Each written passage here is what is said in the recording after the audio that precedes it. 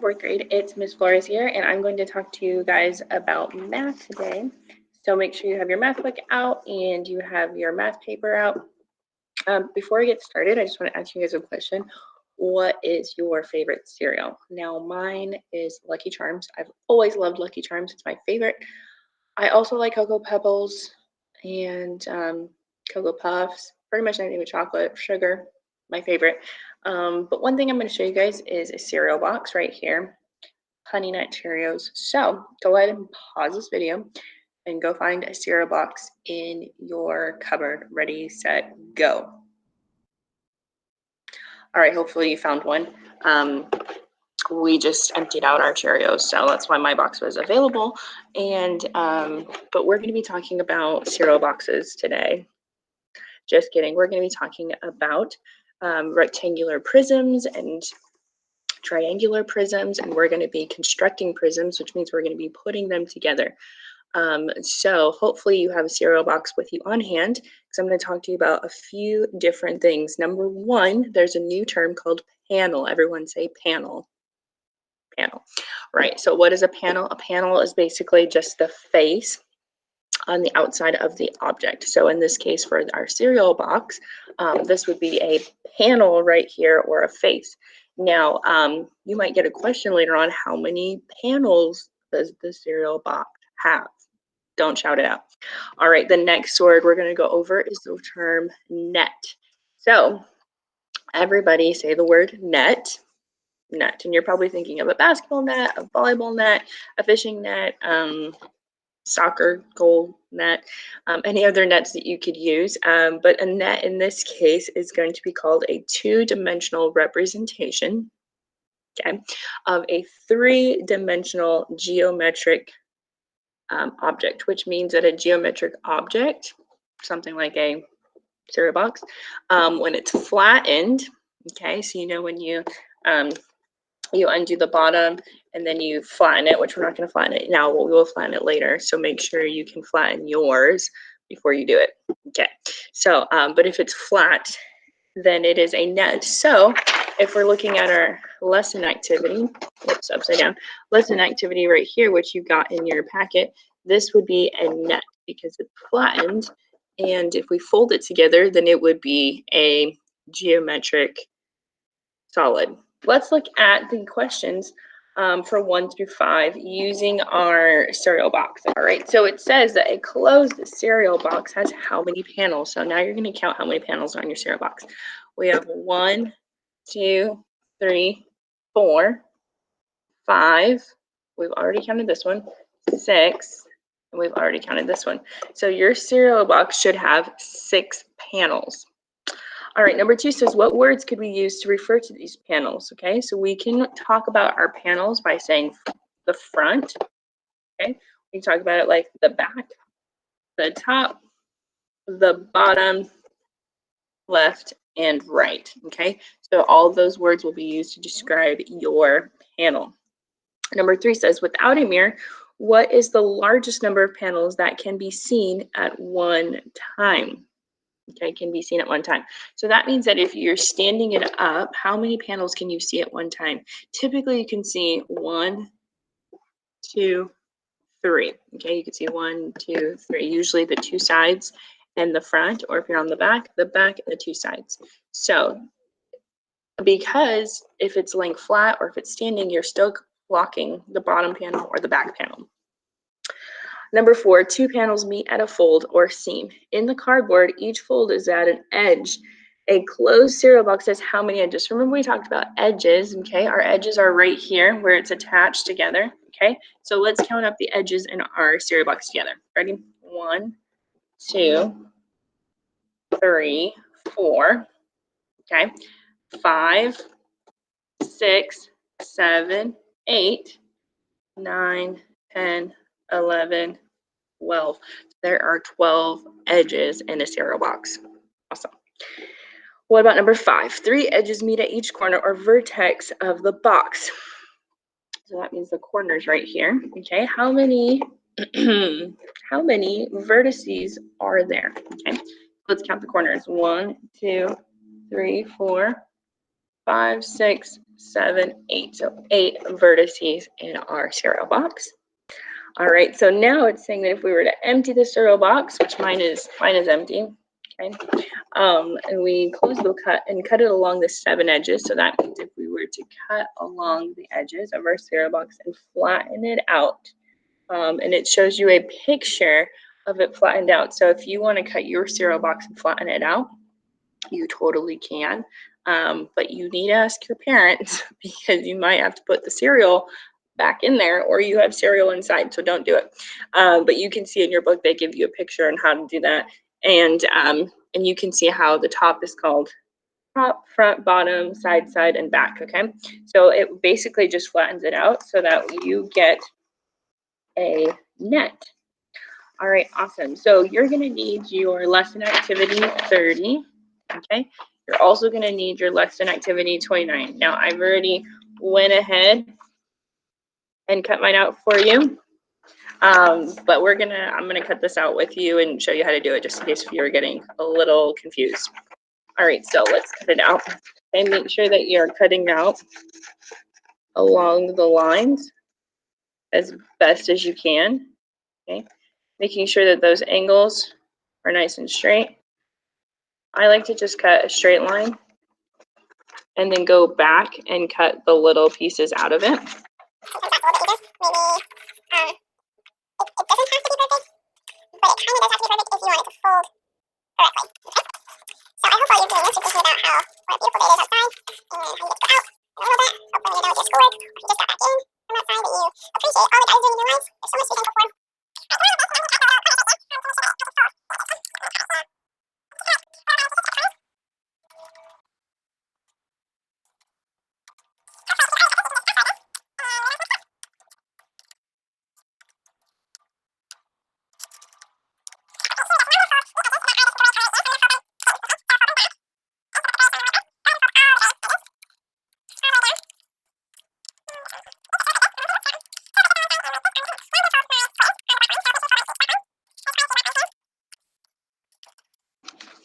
All right, so yours should look like this. All the little edges should be folded on the black line. Okay, now I'm gonna get some tape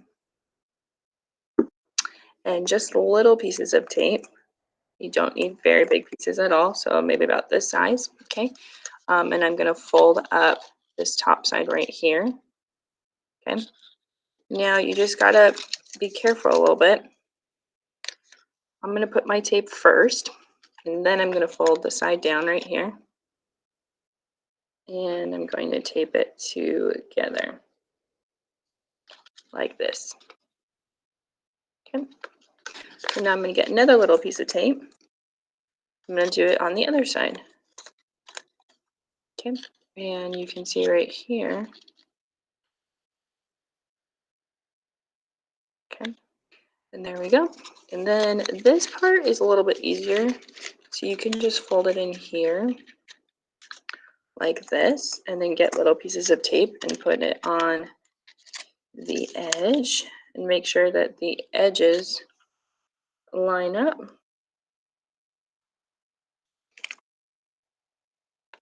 And one more side. Okay. And now I just have the top. And that I really just only need one little piece on the top. And you should have a 3D cube. All right, so the other ones I already did for you. We have our triangle right here, our equilateral prism, triangular prism, and then we also have our right angled triangle right here. Okay, so we're going to use those in a little bit. All right, you are missing one of the lesson activities, I believe, and that's to make a rectangular prism. So I just brought the one from my classroom home with me. So if you want to find something like this, or if you want to get creative and create your own 3D objects, that would be awesome too. All right, so let's go ahead and look at our lesson practice together. All right, so you're going to use your cube and a rectangular prism if you can find one, and go ahead and answer those questions on Google Classroom. So that's A through E and K through J. So we're going to go through K through O together and P through U's together, so the triangular prisms. All right, so let's go ahead and look at K, and you're going to use your equilateral triangle, which is this little one right here. Okay, make sure it's the one where all the sides are equal. And it says, what are the shapes of the 5 faces? So it's asking you what shapes make up the faces. So if we look at this face, it's a triangle. This face, it's a triangle. This face, it's a triangle. This face, it's a triangle. So that means that your answer for K is going to be 2 triangles, because we're looking at this one and this one, because this is a square. All right, so L says, are the triangle faces parallel and the rectangular faces parallel? Okay, so the triangular faces are parallel, which means that they are, far away from each other. So if we were to stand them up, they're going to run the same way. Okay, but the rectangular faces are not parallel because they are leaned onto each other right here. Okay, do you see that? So there's no space in between them. So we'd say the triangular faces are parallel. And then we're going to say the rectangular faces are not parallel. Okay. Letter M. Are the triangular faces congruent? Are the rectangular faces congruent? So that means that are the triangles the same size on each side? And the answer is yes. And are the rectangles the same size on each side? And the answer is also yes. They are congruent. Okay. And do you find pairs of edges that are parallel, that are perpendicular, that intersect, but are not perpendicular? Okay, the first one says that are parallel. Okay, so do we have edges that are parallel? And the question is yes. So if you look at these 2 edges right here, okay, those are going to be parallel. Okay, and the second question says that are perpendicular. And the question is yes. Right here at these points, if these lines were to keep on going, they would actually cross and they would be perpendicular. Then it says that intersect but are not perpendicular. Okay, and the answer is also going to be yes. Okay, because right here we have 3 lines that would intersect. Okay.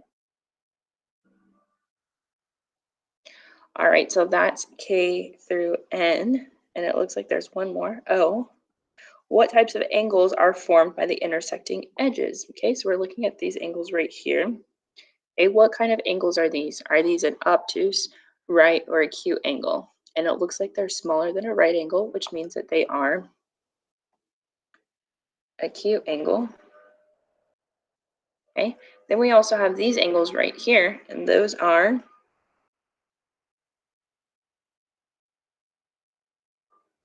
right angles. All right, this involves our triangular prism, so make sure you have that out with you. We're going to start off with P. It says, what are the shapes of the 5 faces? So we have a rectangle right here. We have a right triangle right here. And we also have a rectangle and another right triangle. So it looks like we have 2 right triangles and 3 rectangles. Okay, let's look at Q. What faces are parallel? Okay, what faces are parallel? So that means that they're going to be running the same way, so there's space in between them, and that's going to be our triangular faces.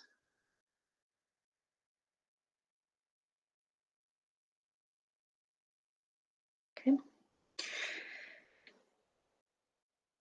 R says, are the triangular faces congruent? Are the rectangular faces congruent?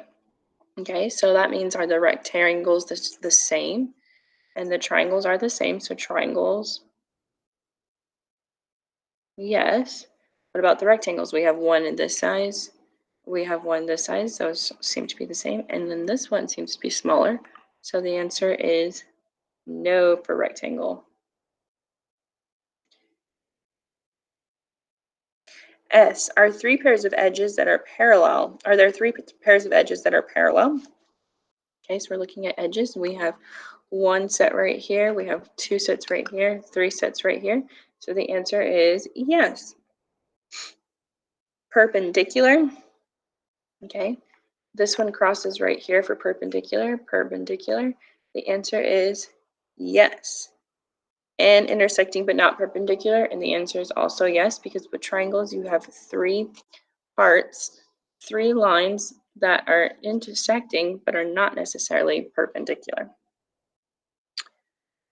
All right, let's do T. What types of angles are formed by the intersecting edges? Okay, so again, we're looking at this angle, and we have right angles, and we also have, right here, we see that it's an acute angle. Okay, and then let's go on to U. One of these nets could be cut out and folded from a cube to form a cube. The other one will not form a cube. Which net will form a cube? Now we literally just did that. Okay, we just formed a cube. So which one can form a cube? And it looks like it's going to be net 1. All right, so for letter V, it says to use 1-inch grid paper to draw a different net that will fold into a cube. Cut it out and fold it up to check your work. So you can do that on your own at home. If you try and accomplish that, you can take a picture and submit it in your work, but that's completely optional. So have fun doing that. All right, we're going to go through some homework problems together. So go ahead and get your math paper out and get your pencil out and your book, and let's get started. Okay. The first number that I'm going to do is going to be number 4 right here. Okay. So we are on WP 97. The date is April 15th. My name is Miss Flores. All right, number 4 says to write each fraction or mixed number as a decimal. Okay, so the first fraction they give us is 3/10. Now remember, when we're dealing with decimals with 2 place values such as 10, that means we're also going to write our decimal with only 2 place values. Okay, so whenever we write our decimal, it's going to be 0.3, because essentially what it's telling us, oh, I'm sorry, it's going to be out of 1 place value, because the 1's place right here is going to be 0, and so it's 0.3. All right, B is 4 and 99/100. So we are dealing with 2 place values right here, so that means our decimal is going to have 2 place values. So B is going to be 4. Now that goes on the left side of the decimal, 0.99, since it's out of 100. Okay. And then last but not least, we have C, which is 12 and 1/100. Again, that's 2 place values, so it's 12.01 because it's out of 100. All right, the next problem we're going to do together is number 9. 9 says Pavan has filled a pitcher with iced tea for 2 guests and himself. The capacity of the pitcher is 2 quarts. So I'm going to write 2 quarts right here. Okay. How many 10-ounce glasses of iced tea can be poured into the pitcher? Okay, so the first thing we need to do is figure out how many ounces are in 1 quart. Okay, how many ounces are in 1 quart? And the answer to that can be found in lesson 87. You can go back and check the chart. And it looks like 32 ounces equals 1 quart. So now we need to get 2 quarts and turn them into ounces, which means we need to multiply 32 times 2. 2 times 2 is 4, and 3 times 2 is 6. So now we get 64 ounces. Okay. And it says that each glass holds 10 ounces. So now we would divide 64 divide by 10. 10 goes into 64 6 times. 6 times 10 is 60. 64 subtract 60 is 4. So we have 6, remainder 4. So how many full glasses would we have? 6 glasses. All right, number 12 says find the median, mode, and range of Vonda's game scores. Since there is an even number of scores, the median is the average of the two middle scores, and we'll get to that in a second. So the first thing I like to do is to arrange the numbers from least to greatest. So we have 80, 85, 90, 90 again, and 4 100s. Okay. So once you have those in order, then we can find the median. So we're going to find the one that's in the middle. So since it's an even number, there's not going to be an exact middle. Okay, so we have 1, 2, 3, 4 right here. So that means we need to find the average of 90 and 100. And the way we do that is we're going to add them together. First, we get 190. And now we divide that by 2. So 190 divided by 2. 2 goes into 19 how many times? 9. Sorry, my 9 looks terrible. 9 times 2 is 18. 19 times minus 18 is 1. And you bring down the 0. 2 goes into 10 how many times? 5. 5 times 2 is 10. So our median is 95. Okay. Then it's asking for our mode. Our mode is the one that's repeated the most, and we know that that is going to be 100 since there's 4 of them. And the last question is the range.